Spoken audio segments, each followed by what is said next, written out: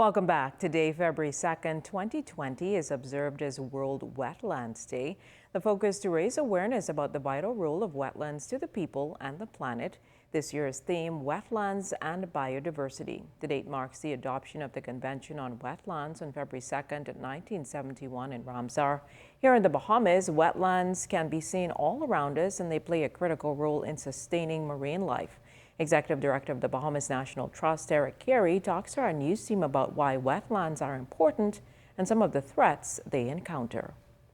Those healthy wetlands that have all this biodiversity are also important for things like protecting us against the impacts of storms. So mangrove roots, that network of red mangroves, they absorb a lot of the energy of waves and they protect the coast from what would be more surge, storm surge. So in storms, of course, not like Dorian, because Dorian would have overcome anything, but especially in smaller storms, the healthy wetlands, healthy mangroves are really important. Wetlands support the Bahamian way of life.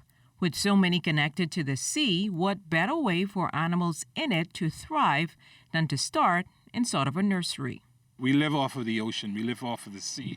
We depend on so many things that depend on wetlands as part of their nursery. Nassau grouper, conch, crabs, snappers. Everybody spends a part of their lifetime. They grow up in these wetlands where they find shelter amongst the roots, and then they move out into the deeper sea where then they become fair game. However, while the role of wetlands is critical, there are a number of things that threaten their existence, such as pollution, but that's not the only thing. In the Bahamas, wetlands are threatened obviously by development. They're threatened by careless dumping. There's a beautiful pristine wetland that opens up into Lake Kalani that we're trying to protect as a national park.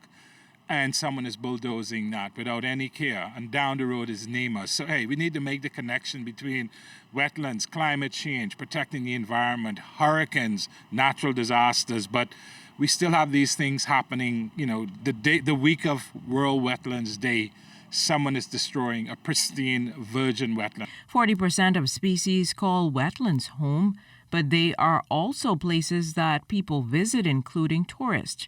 Nearly 1 million acres of wetlands are protected in national parks across the country, one way of preserving the future, according to Carey. So places like Bonefish Pond, Harlan Wilson's Pond, Lucayan National Park, the entire west side of Andros, Union Creek in Inagua, Lake Rosa in Inagua for flamingos. So they protect biodiversity, they support bone fishing, they protect the environment. And so having these large areas within our national park system is really important because at least it prevents this sort of destruction that we see regularly happening in wetlands from happening. And so at least those wetlands will be protected in perpetuity to ensure that life continues to thrive.